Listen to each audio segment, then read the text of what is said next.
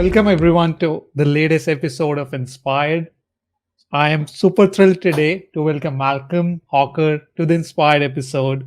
Malcolm is head of data strategy at Profisee, a thought leader in data strategy, digital transformation, master data management, data governance. Is also a contributor, writer, and at Forbes and member of Forbes Technology Council, and was previously a senior director at Gartner, providing thought leadership and strategic guidance to C-level and senior business executives. Malcolm, super thrilled to have you on Inspired, and welcome. Thank you, Rish. It's exciting to be here. I look forward to our conversation. Yeah, there's so many things I need to talk to you about and learn from you. But we'll start off with your journey first. So I was looking at your journey, and if I'm not wrong, you started into product management and leadership in product management at AOL. And then there was a transition that you made from typical or core product management into data governance and MDM. So I was intrigued to understand and know about your journey, like what led to that transition, being a core product manager or core product management guy to the data world, specifically in data governance and MDM. Yeah, it all kind of happened a little bit by happenstance. So I was on a product management track for sure. All of my experience was mostly in product management. I had kind of risen to the point of actually being a chief product officer. I was working at a small startup in Austin, Texas. I had a great career over 10 years at AOL, and I had another 3 to 4 years at a company called Hoover's, which was bought up by Dun & Bradstreet. And in each of those situations, I was in product management roles where I had been a product manager, was writing requirements, building software, building tools, both for customer-facing tools and internally facing kind of back office IT type tools. And worked my way up to kind of team lead and then chief product officer. And it was a great ride. And I learned so much about the art of product management and product leadership and what makes for good product management and product development as a whole. So when you're in that, you not only, particularly at AOL, because I was wearing so many hats, this was a 10-year run at AOL during the kind of the explosion of the internet. So we were doing everything by the seat of our pants, and we were doing agile before it was kind of even agile, because like the product managers were like sitting right next to the engineers, and we were writing requirements and feeding the requirements to the engineers as fast as they could digest them. But the great part about that is that I got a chance to actually learn engineering and SDLC, the everything that goes into writing good code and creating good software. Right. And actually, and during my tenure in that product management track, I actually got for 2 years, and this was kind of part of my professional development, kind of part of my plan. For 2 years, I actually got to manage a team of engineers, of like hardcore Java engineers that were building large portions of AOL's advertising infrastructure. That was just so worthwhile and so valuable as a product person. Right. To learn how to manage engineers and learn how they think and learn how they're motivated and be able to kind of speak in engineering and understand the core tenets of checking in code, checking out code, QA processes, you name it. That was fantastic. Right. I made a transition into data and analytics really just kind of by necessity. I was working for this small startup as a chief product officer. And that company ended up getting bought out. We were building project management software, resource management software, and we ended up getting bought out by NetSuite. And my position was eliminated, and most of the staff positions were eliminated. They ended up buying, it was pretty much an acquisition for the customer base, and less so of the technology, and less so of people. And right around that time, I had a significant illness. It wasn't me, but a family member had a significant illness. So I had been recently laid off. There was a family member with a significant illness. And I thought to myself, okay, well, this is a great time to try something different, a great time to get into consulting, which is exactly what I did, and started to consult back to some of the executives that I'd previously worked with at AOL. And that led me into data and analytics. So I did have, when I was doing product management, I was doing product management for internally facing tools. Some of the things that I had product managed in the past were like BI tools, like reporting tools for internal users. So I had a bit of an IT and data foundation. Mhm. But at that point, at this kind of transition away from product management and into IT and into data and analytics, came really just as a result of necessity and just life changes. It just things that just happened. But as it turned out, it was a fantastic transition for me. I loved being in product management, but I love the data and analytics space as well, because what I found was that some of the problems in the data space, what really attracted me to them was this duality, this paradox, meaning there were things in the data world that seemed really easy, right? And on the surface, like having an accurate count of your customers, right? That was my first job out of product management as a consultant. I got hired as a consultant to answer what I thought was just like this infinitely simple question of how many customers does this very large company, publicly traded company, have? I thought this is going to be a slam dunk. This is going to be the easiest consulting gig I've ever had.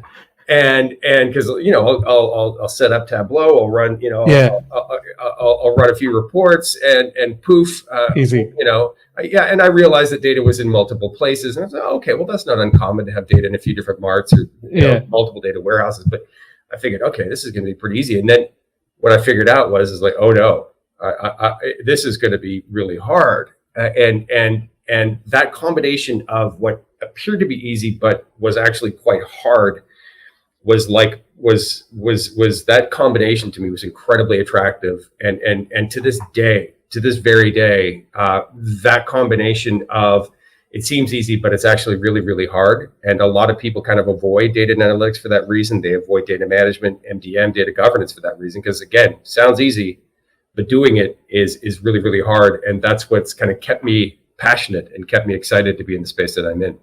Right. I think even the most established players do find it hard to do data management and data governance, and how the data world has exploded has become even more important to have this data governance. You also mentioned about DNB and Hoover. Yeah. I remember from my consultancy gigs, I was first exposed to Hoover data doing a consultancy project for a client in the US. How about that? Yeah. So we were looking at, the spending of different customers, their headquarters, headcounts, and then finding the potential customers for a particular service of a client who could be the potential, buyer of that service or a product. That's when we grabbed data from Hoover or DNB and started doing an analytics on top of that. Yeah, again, something that seems really simple, right? Information about companies or information about people. Hoover's did have a bit of a contact database, a kind of a B2B sales and marketing type contact database, and they could sell you like mailing lists and email lists and that kind of thing. But the core of it was this database of information about people. Right. And again, well, that should be easy. I could just go on Google and find all of this stuff. It's out there. It's on the internet. How hard can it be? Well, having it consistent and accurate and curated and constantly updated with a consistent set of business rules being applied to it, so that you know that the same rule that went into creating Acme Incorporated was the same rule that Beta Incorporated used, and every other, not to mention the complex hierarchies that exist between companies and the parent-child relationships that exist. That's very complex. That stuff's hard, yeah. Right? Like managing that stuff is really, really hard. So companies are like, okay, can you do this for us? Can you set this up for us? Yes. One of the funnest things that I ever did at Hoover is we managing a product management team, and we built the first integration into Salesforce.com. Okay. Where you could be in Salesforce and click on an account in Salesforce, and it would automatically pull in data through an API connection from the Hoover's database into Salesforce. So I got in that role. I got to attend a lot of the very early Dreamforces through Salesforce, which were a lot of fun. Like going to see Metallica in the Moscone Center with your company paying for it. It was fun. That's great. Yeah. And also like the product management to data shift. I think the product managers, their role has become so data driven as well. So I think they are also they have to be champions of data and understanding data and doing analytics as well in order to understand the product, finding opportunities, learn more about their product as well. And one great thing you mentioned, you were doing Agile. Just when no one knew what agile was. But did you use terminologies like agile? What was it No, called? no, we didn't call it agile. I mean, like, but AOL, that was the cloud before we called it the cloud. It was a multi-tenant environment, and we didn't call it the cloud, but it is the service that everybody used, and everybody had the same databases, and everybody had the same tools. But no, we were calling it agile. We were just calling how fast can we move in our SDLC. And in some of the bigger projects and in some of the kind of more sensitive initiatives, we were following more of a waterfall pattern. But Hmm. most certainly when we were working on smaller stuff, I mean, it was the product managers were working hand in hand with the engineers. Right. But that whole experience of, like, working with engineers and understanding kind of how they think versus a product management mindset was just so valuable to me. And you kind of mentioned, product managers having to think in more kind of data centric ways. Couldn't agree more. I think we'll talk more about kind of data as a product. I've got Yeah. a lot of perspectives there, but I think product managers make for fantastic leaders in the data and analytics space because of their rooting in understanding customer problems, and Hmm. because of to me, the best product managers are fantastic problem solvers. Right. Right, like That's like right. you have this need, you have this problem, you have this market need, your customers are trying to do XYZ, and what do I need to do as a product manager in order to address that need? What are the pieces, the functionalities, the capabilities, the user experience, the design? What do I need to put together? How do I put all of those pieces together to solve a very complex problem? To me, that is the kind of the core of product management. We can talk about P&L, we can talk about other softer skills like project management type skills and communication and Hmm. interfacing with people, but problem solving, like Yeah. being very good at problem solving, that to me, that is the core DNA of a good product manager. I couldn't agree more with that. And definitely we'll delve more into data as a product, but there are a couple of other topics that I wanted to discuss with you. And before getting into that, if it would be great if you can expand more about your role at Yeah. Profisee and what Profisee is doing right now. So it'll be great if you can expand Yeah. on that. Yeah, thank you. So Profisee is a vendor of MDM, Master Hmm. Data Management Software. We are on the Gartner Magic Quadrant. We're one of the leaders in this space around master data management. My role is head of data strategy, but really, what that means is primarily I'm focused on evangelism, for Hmm. lack of a better word. It is my job to raise the awareness in the market of the importance of data and analytics, the importance of master data management, how MDM can drive value for organizations, how MDM can be used as a foundational element of a digital transformation. We firmly believe at Profisee that a rising tide will lift all boats. Hmm. Meaning, if I'm out there on LinkedIn, if I'm on your podcast, and if I'm on other podcasts, or I'm at industry events and I'm talking about how important MDM is, and I'm talking about best practices, I'm talking about industry trends, I'm talking about business value, that when people see that on LinkedIn, or they see this on this awesome podcast, or they see this, maybe I'm giving a presentation at an industry event, they'll say, aha, I need this MDM stuff, right? We need to figure out how to have accurate and consistent and trustworthy and high quality customer data or product data or supplier data. And I heard that Malcolm guy talking about it. Maybe I should go talk to him a where this should be on our roadmap. And so that's really my role is Hmm. evangelism in the space around MDM. I do work for a vendor, of course, and I'm obviously a little bit biased, but my primary role is to build awareness around the value of MDM and then the value of my company's solution in the space secondarily. Look, great.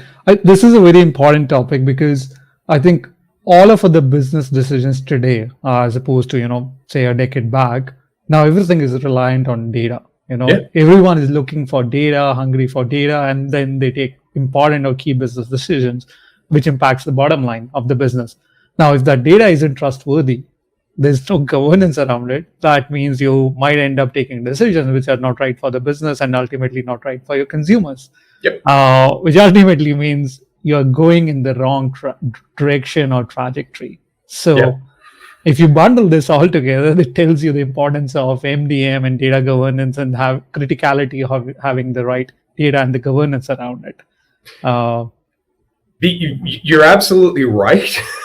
What you just said is bang on. But Rish, you would be amazed how many organizations out there still really kind of treat this as a technology problem, or really kind of skip over governance and MDM and data quality and think that just I can deploy a data warehouse, right? I can go, implement Snowflake, which is fantastic software, by the way. I'm not talking Snowflake, but or any data warehouse type infrastructure. It doesn't really matter. I could just go drop a bunch of data on his Amazon or Google or Azure. So many companies think that if you just put all the data in one place, then you've solved for data quality, right? That you've solved for having a single source of truth. That you've solved for having consistent data governance, and that couldn't be farther from the truth, right? All you've done is put your data into one bucket, right? You may have limited the number of queries that you have to make, or the number of sources that you have to go into. You may have made it a little easier to centralize permissions and access to that data, most certainly, because you've in a single place.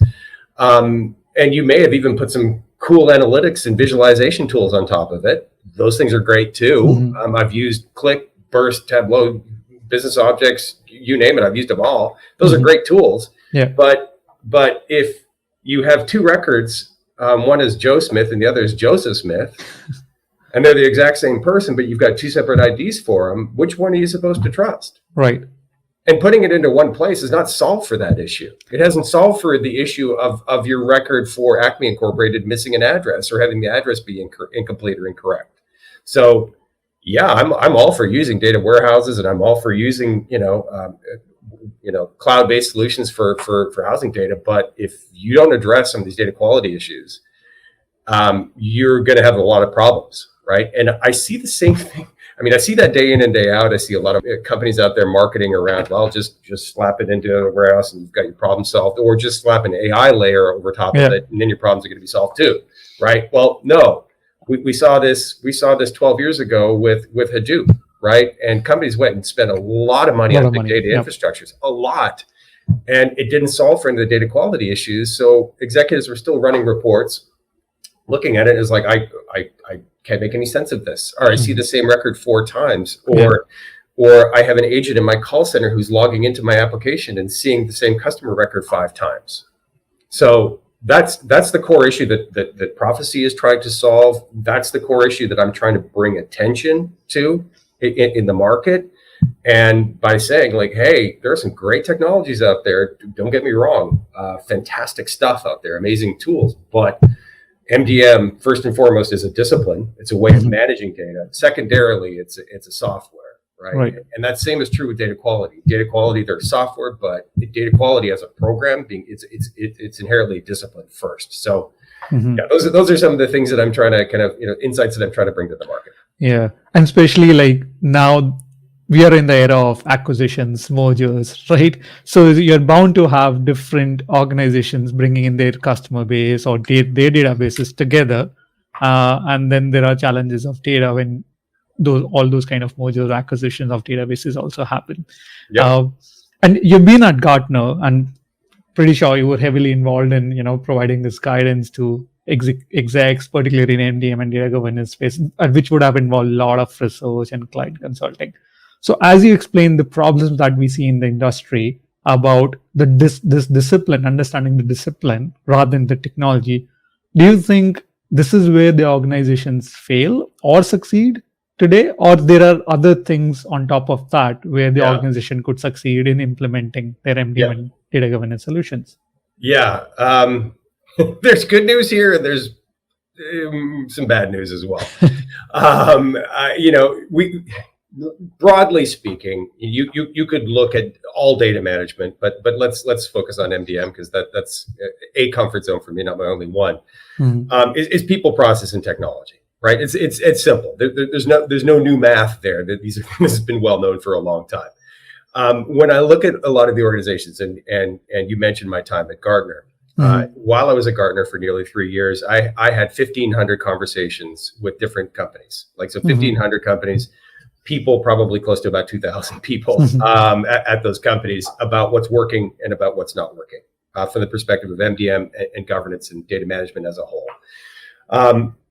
A few of the bigger challenges that I see is one, most certainly, is a lack of data governance, right? And not investing enough in data governance in the form of both people and in the form of policies and procedures, and managing a data governance process that would include things like creating a data governance committee, having roles defined for data stewardship, having the business rules and the policies and procedures defined that say things like Group A is responsible for this task and Group B is responsible for another task, policies and procedures related to data definitions, data structures. I mean, your average data governance framework can contain a lot of things, right? Yep. The DAMA, the DAMA has a framework. Gartner had a framework. There's a lot of frameworks out there, but includes things like data quality, MDM, security and access. I would argue that is important to a data governance function. Even things like archival, retention, ethics of data, and on and on.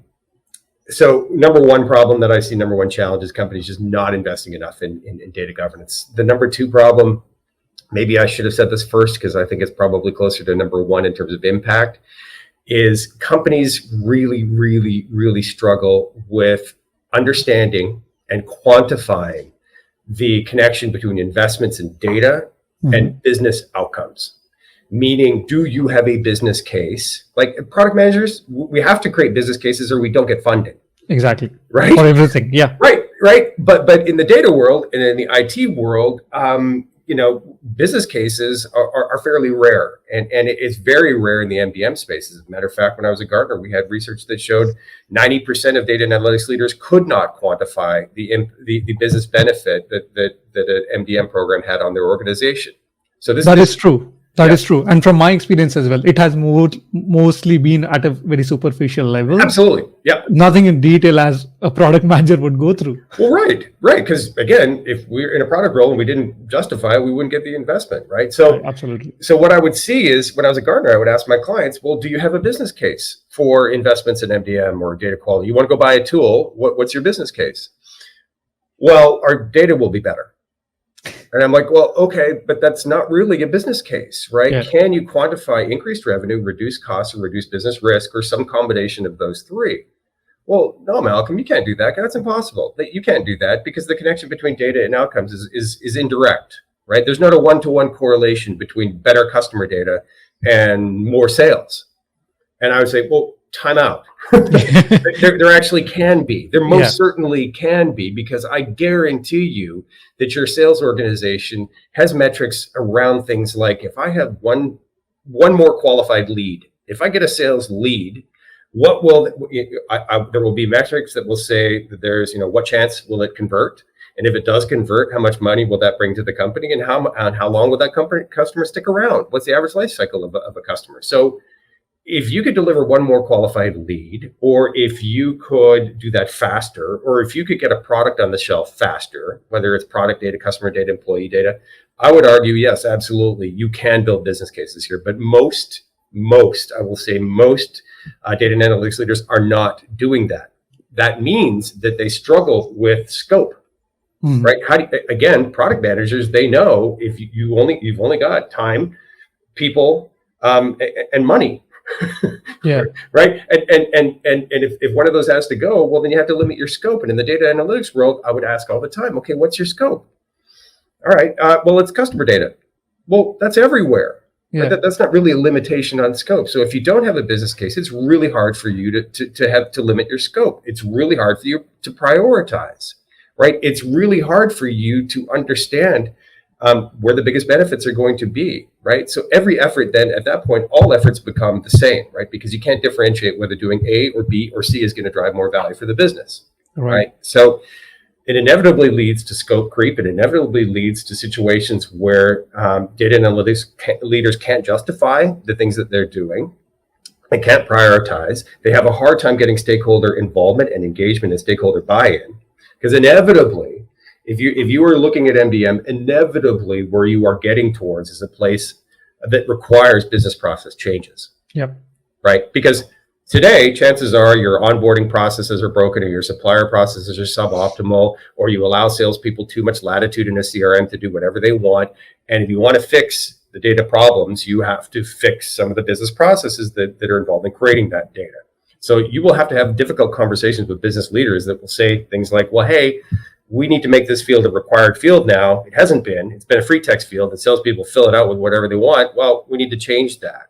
Then that business leader is going to say, why do I need to change that? I'm hitting my targets. My SLAs are all fine. I'm hitting my revenue targets, but you're telling me everything's broken, right? Yeah. Well, if that makes for a very odd and difficult conversation if you don't have a business case. You need to be able to say, hey, if we do this, we make this a required field, we know that it will yield $1 million to the business. So that's challenge number 2, a lack of a business case. Number 3 is a lack of senior executive support, right? So we see this all the time. People kind of managing these as IT projects without going to sales leaders or finance leaders or the CEO or the CFO and getting the right levels of support for MDM initiatives. I mentioned scope, right, which is a definite a function of a lack of that business case. Right. And then finally, the biggest challenge that I see is still to this day, data people treat these initiatives as technology initiatives. They don't treat them as business process initiatives or organizational effectiveness initiatives, or even revenue generating initiatives. They just treat them as like an IT project where you deploy software, the software is deployed, and you're done. Yeah. You put it so well. I was thinking about one of the issue I would say that I had faced in one of my assignment as well at one of the companies, where I also feel we are more reactive. You talked about business case, right? So when we require that data, that's when we realize, oh, our processes are broken. I don't have this data in the format that I need or in the way I need, right? So we are being reactive and then realize, oh, we are missing out on the opportunity. But if we do a business case saying that we don't have the data that is required, in my case, it was a synchronization data acquisition problem, and we didn't invest at the in the initial phases because we didn't build a business case. Now, had we built a business case, we would have said, this is what the data would be used for. This is how marketing could reach out more customers, and that's your business proposition. Whereas, we were being more reactive. So it's also about when you build a business case, that's what product managers do. They are more proactive in understanding where the opportunities are, and same applies in the data world as well.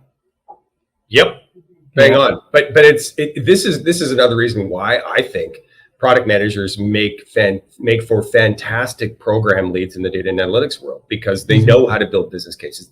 Product managers know how to sit down with business people and say, okay, if we change A or if we change B, we make it faster, we make it easier, we reduce some friction in the onboard. What do you think that would mean to your business? How would you run faster? Would you be able to hit your sales targets? And those are the conversations that need to happen to build the business case. And yeah, sometimes there's going to be a little bit of art involved. Right, exactly. This is a modeling exercise. At the core, it's a modeling exercise. Making a quantification of the impacts of better data inherently is a modeling exercise. It always is, right? But that's okay, right? If you treat it iteratively, and if you say, okay, we will monitor this, we'll create some reports, we're going to monitor this, right? And we'll keep an eye on it.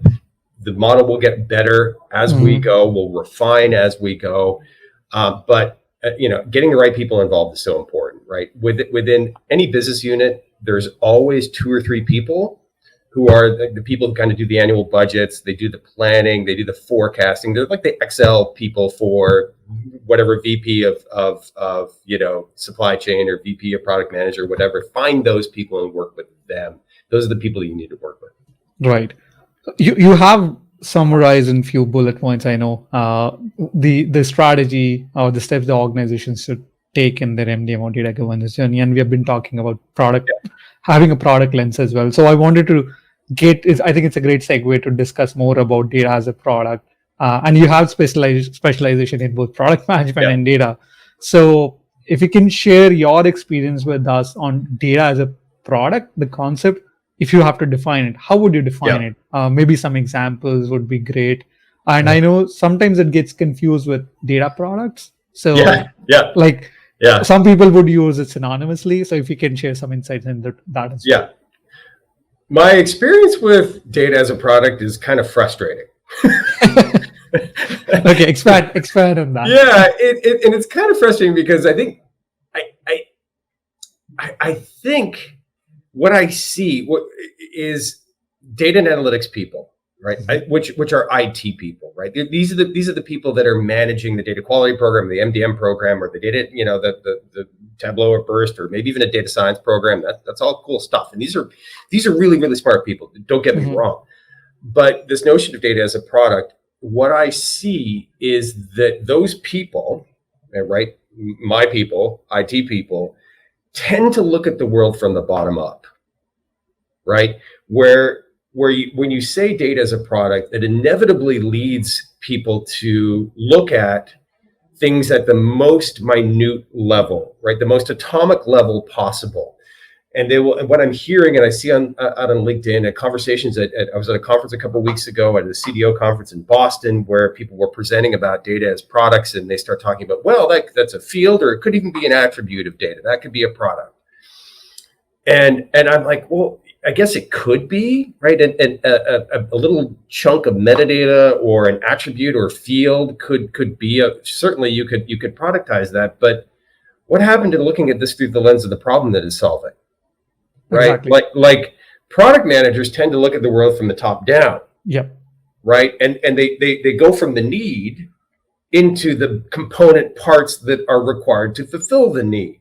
Yeah. Data and analytics people tend to look at the bottom, from the bottom up, where they will start at a attribute, to a field, to an ontology, to a set of tables, and I think that does kind of this notion of data as a product a bit of a disservice, right? If you started at the top and started with a need, right? And my clients have a need for reporting is the best example, right? Like they have a need for building a report. They have a need for insight X, or they have a need for a model that predicts. That's another good example. A model that predicts future demand.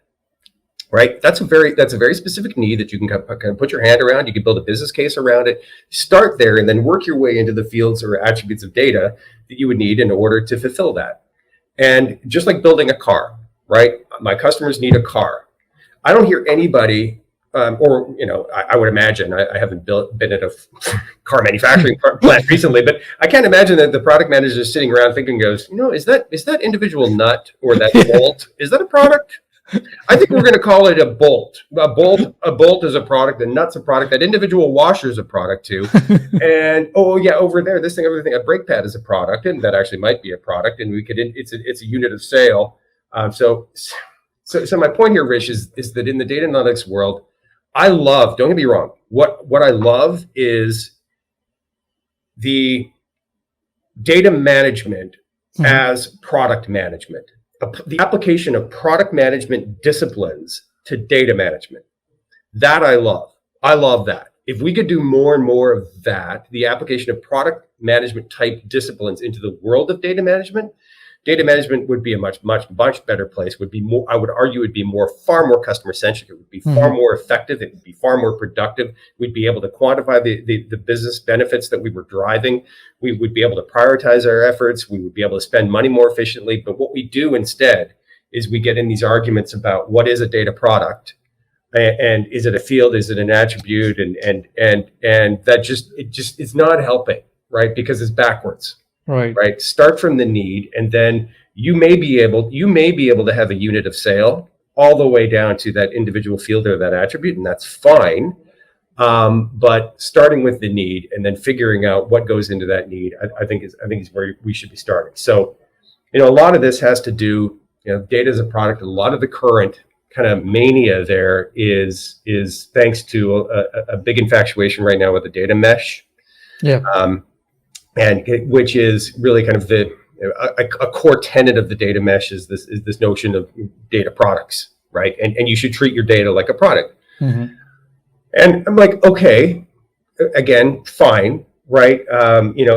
Treating the data as a product, and if you were to sell it, what would the customers want? Would they not want? What would the attributes of it be? What would you charge for it? What would you even things like your life cycle and managing for the product life cycle, aka the data life cycle, would even get into things like archival and sunset of products, all those things.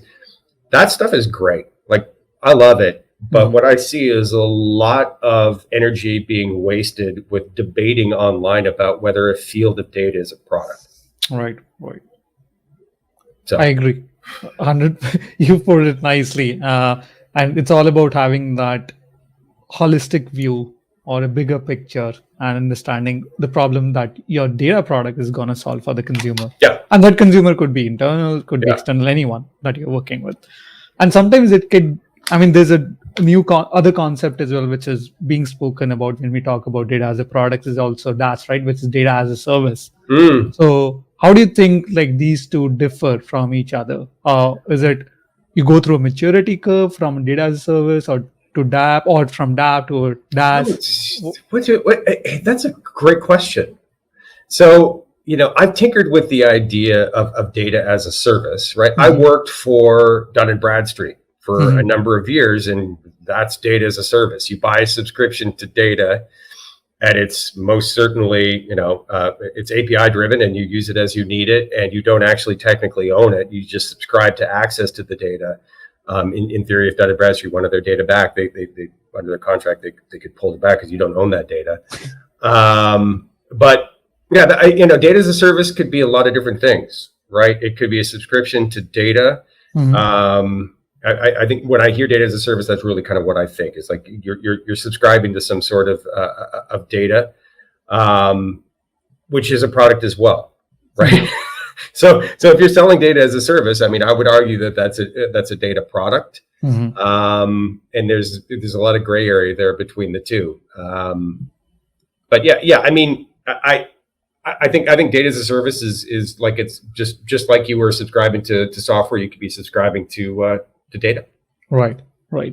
And talking about data as a product, you mentioned a few things about it, and what I also wanted to understand, what if organizations are not thinking in that mindset of data as a product? Why do you think it's important, and the benefits this mindset is going to bring for them?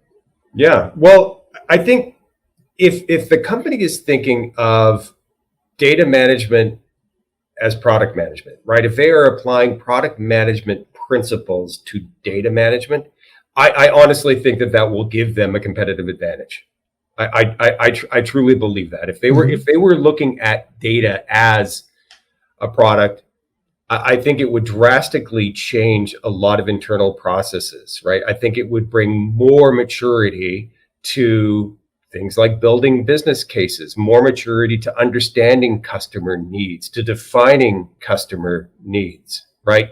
Managing products, managing whole suites of product, not just an individual one, but a family of products, right? So, again, I think that the companies that do that, I think if they're successful at it, could most certainly drive competitive, differentiation with companies that don't, right? Because for all the reasons that I talked about before, if you are out there and you can't prioritize one data, right? If you can't say this data is more important than that data, if you just treat all data as the exact same and with the exact same value, with the exact same benefits, you're going to have a really, really, really difficult time managing data efficiently.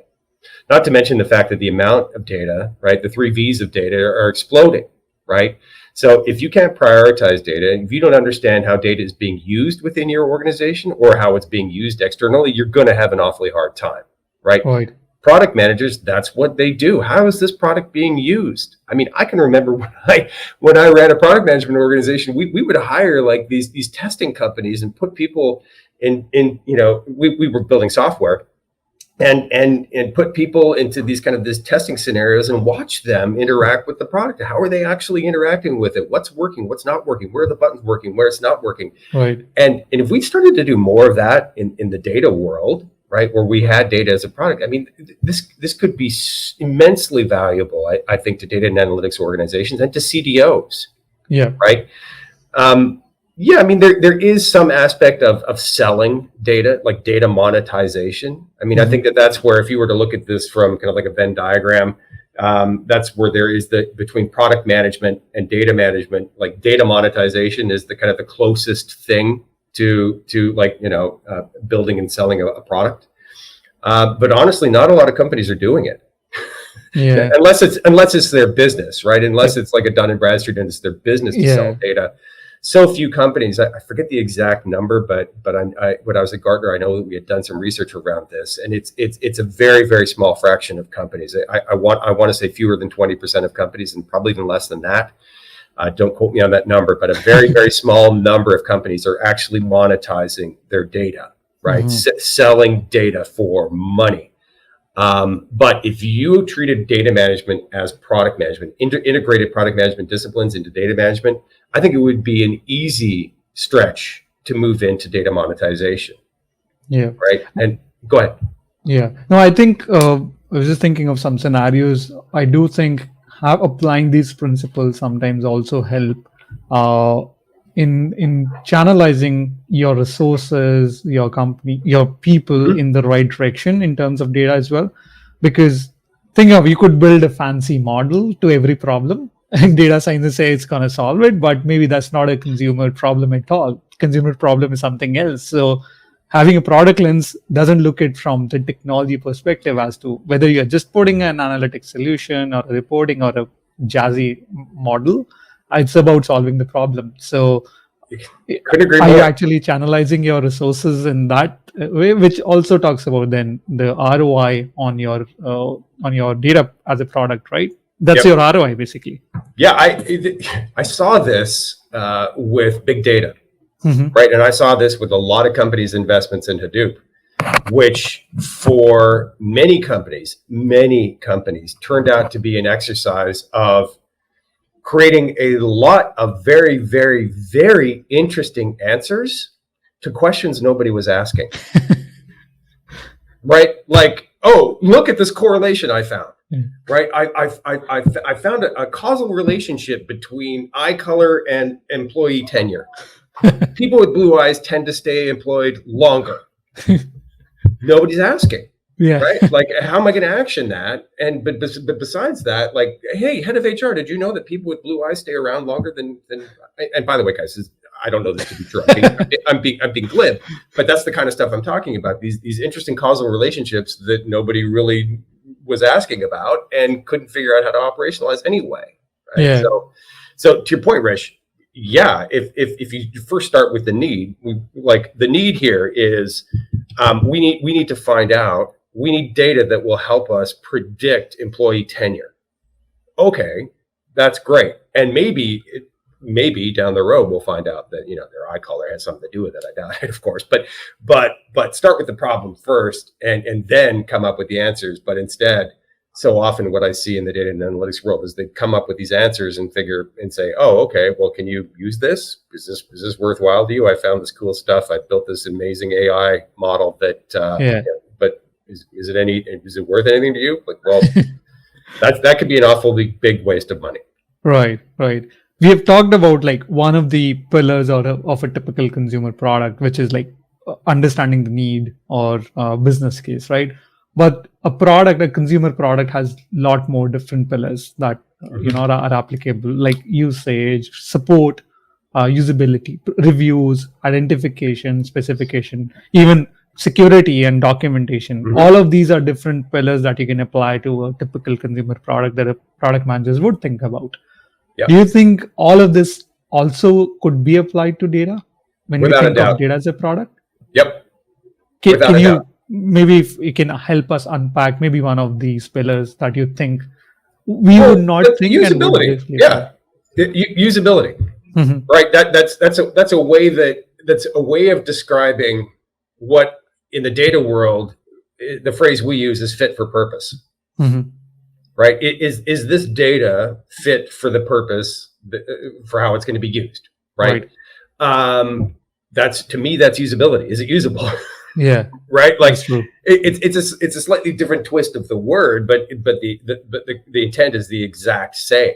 security and access, right? Who should be able to see or interface with this data, or what are your security protocols to make sure that you are staying, compliant to regulations, or all the things that you had mentioned in terms of kind of like the core tenets of product management. I think can easily be applied in the data management world, and we're largely doing it. We just apply slightly different words. Yeah. Right. And another example is in marketing. Somebody in data and analytics would say, well, can you operationalize the data? Can you use the data? Is it fit for purpose? A marketer may actually say, well, can I activate that data? Yeah. Right. Like we see this all the time. It's just for whatever reason, we like to use different words to say the exact same thing. Maybe to make things more complicated. I don't know, but yeah, usability is the data fit for purpose? Is it trustworthy? Is it accurate? Is it consistent? Yeah. Right. And I can think of product support could also be, because what we do is when products is launched, we look at how consumers if they face any issues, how we can support them. The same could be applied to data. Once we expose this data, there are issues. How can we support? So I could also see like all these pillars being applicable to data world as well. Yeah, and in the support, if you're building, let's assume you're building a phone, right? You're gonna have some idea what your defect rate is going to be. Yeah. Right. You should have some idea of what that defect rate will be from a manufacturing perspective, from a software perspective, from usability perspective, and if you don't, well, you're either way, you're going to drive support. Right? Because there will be defects, there will be suboptimal usability. There's going to be things that are going to drive your support. And in a data world, exact same thing. Data will be incorrect. It will be inaccurate. It will be outdated. Right? That will drive queries that would otherwise be going to a customer support line, but instead they go to the help desk. Right. Right. So instead of going to your 800, your call center, they're going to the help desk. But it's the exact same thing. Help desk, what's wrong? Well, my report doesn't make any sense because the data in it is wrong, right? Yeah. Or it's missing an address, or I looked at this address and it was for Domino's and it was supposed to be for something else. So yeah, all of those tenets I think could be easily overlaid into the data and analytics world. But again, we just love to use different words. Yeah. And we have briefly discussed about where like data governance is also one of the aspects that fits into this overall data strategy. Now, thinking of the future of data analytics or data governance, what do you think what are you most excited for in this world of data analytics or data governance in the future?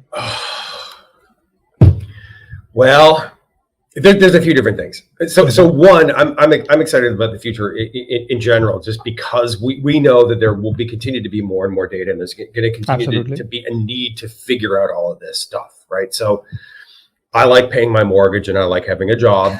So that in and of itself is inspiring to me. But in terms of the future, well, there are some things that we know are here and will continue to be here and continue to expand. One, what I would have called when I was at Gartner, augmented data management. What that means is the application of AI, ML, other cool new technologies, graph, other stuff like that to provide added layers of automation in the world of data management.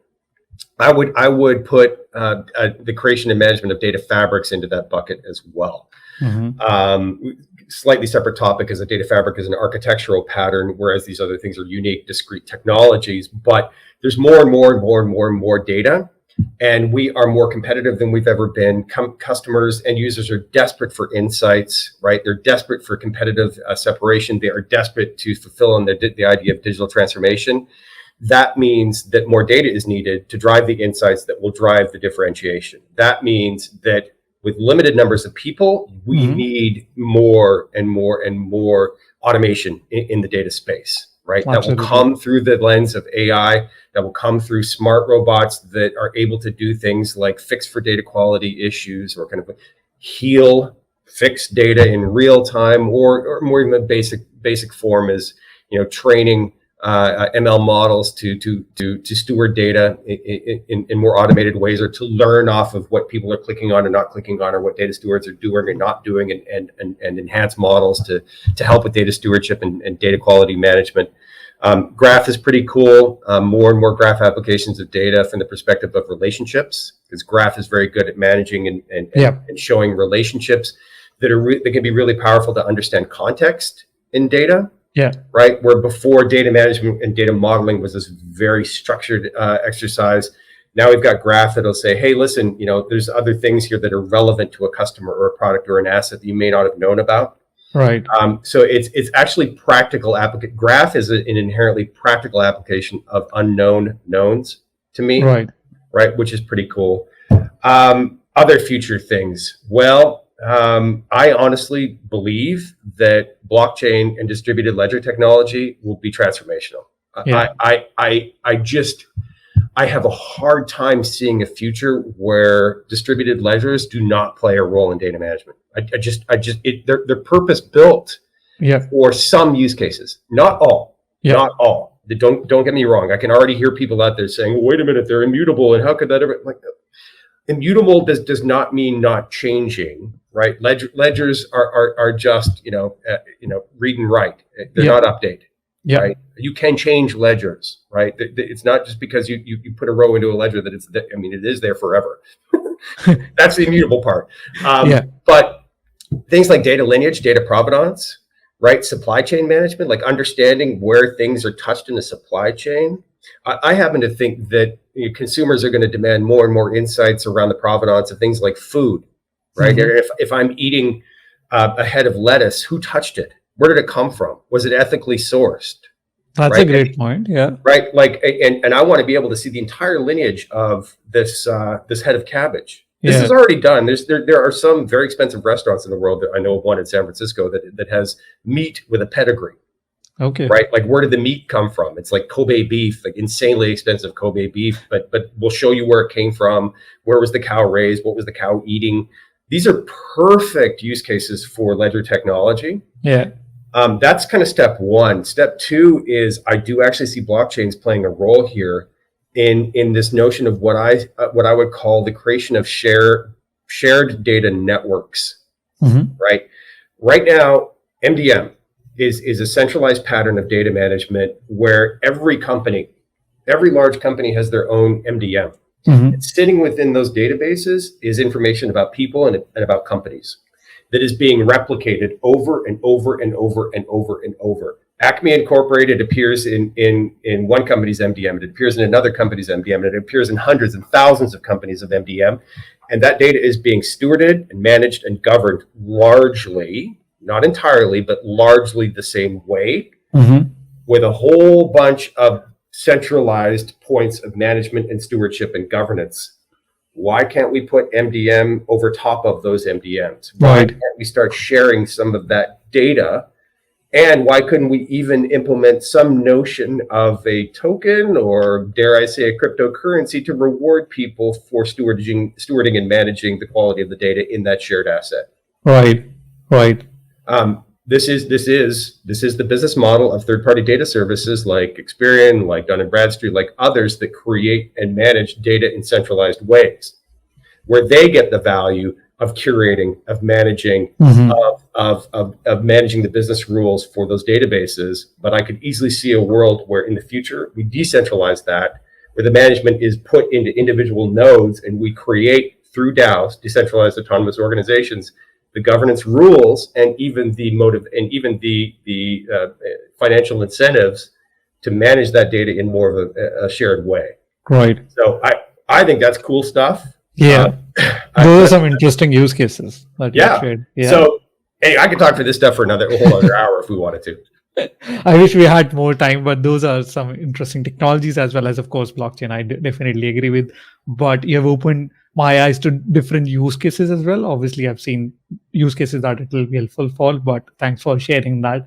I wish we had more time, as I said, but before letting you go, I wanted to know from you, what has been your biggest life lesson or a learning that you could share with our community? My biggest life lesson. My goodness. Number one is you are never finished learning. Never. Absolutely. Never. This is a constant evolution. It's a constantly learning. And the more you are learning and the more excited you are to learn, I think the better you will be as a business person or as a person in general. So I love learning, and I think that's been a good thing for me. 100% agreed.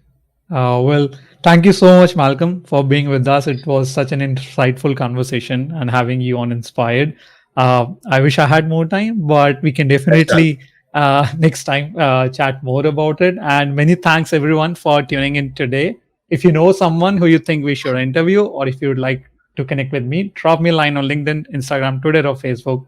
I hope you have an amazing day. Stay happy, stay healthy, and be inspired. Thank you.